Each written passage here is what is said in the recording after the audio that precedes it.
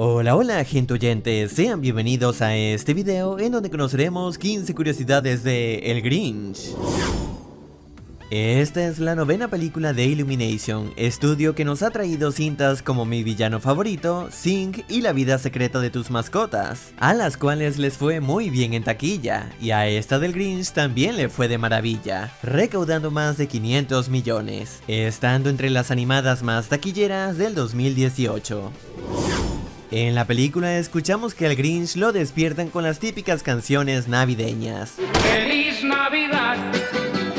Pero en el tráiler la canción que tanto lo molestaba era Happy de Pharrell Williams. Una canción que se hizo tan pero tan popular que hasta llegaba a irritar. Cabe mencionar que Williams participó en esta cinta siendo el narrador de la historia. It is Christmas in Whoville, the home of the Whos. Cuando el Grinch termina de asearse, este utiliza un desodorante llamado Old Spice, siendo este una parodia a la popular marca de aseo masculino Old Spice. Un poco después de eso, al arruinar intencionalmente el muñeco de nieve de un niño, este le dice una frase que referencia al título de la icónica canción del Grinch. You're a mean one, mister. You're a mean one, Mr. Grinch. Segundos después, cuando está de visita en Villa Quién, se topa con un coro que le canta villancicos. Remember Christ our Savior was born on Christmas Day. Estas voces son nada menos que las del popular grupo de a cappella Pentatonix. En esta versión le dieron al Grinch un aspecto más suave y amigable, sin colocarle sus pupilas rojas amenazantes. Además se muestra que aquí no le temen los habitantes, a diferencia de la versión live action donde si lo veían gritaban al instante. En el especial de los 60, el Grinch, además de los regalos, roba toda la comida también, entre ellas una lata de carne Quien, y en esta nueva versión se hace un recordatorio de eso cuando el Grinch en el supermercado decide llevarse muchas de esas latas. De regreso a su casa, el Grinch se encuentra con Bricklebaum, quien le comenta que la alcaldesa quiere que la Navidad sea 3 veces más grande este año, siendo una referencia o presagio de cómo al final de esta historia al Grinch le crecerá el corazón 3 veces su tamaño. En la versión clásica, la mascota del Grinch era un perro asustado que obedecía a su amo para no ser castigado. En esta película, por otro lado, Max complace a su amo con dulzura, ya que simplemente quiere hacerlo feliz dentro de su amargura.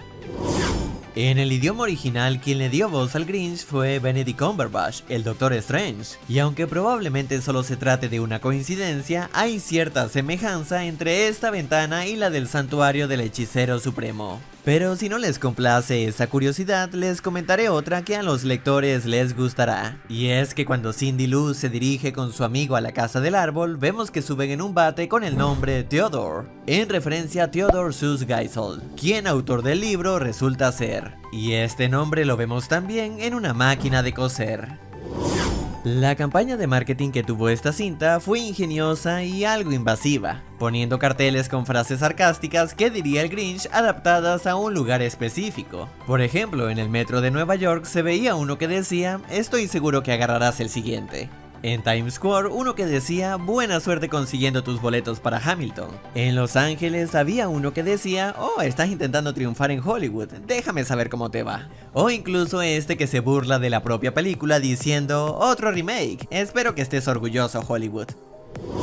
En el doblaje latino, Eugenio Derbez es quien le da voz al Grinch, y en este idioma se hacen algunas referencias que no están en la versión original. Por ejemplo, cuando este se despide de Bricklebaum, le dice la popular frase de Terminator. ¡Hasta la vista, baby! ¡Hasta luego! Hasta la vista, baby.